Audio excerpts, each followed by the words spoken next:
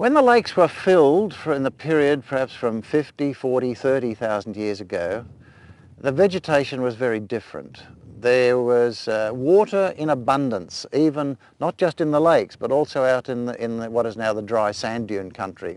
So people would have been living probably out in the dune fields where there were birds and the ecosystem was much more diverse. Then as the climate began to dry, there were plenty of trees around the edge of the lakes, there were fish and shellfish.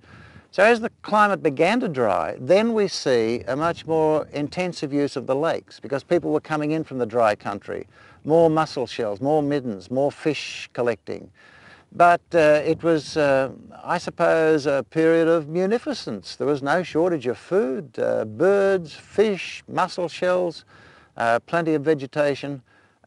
Quite different from the land that met the early pastoral explorers who came out here in the 1860s and 1870s.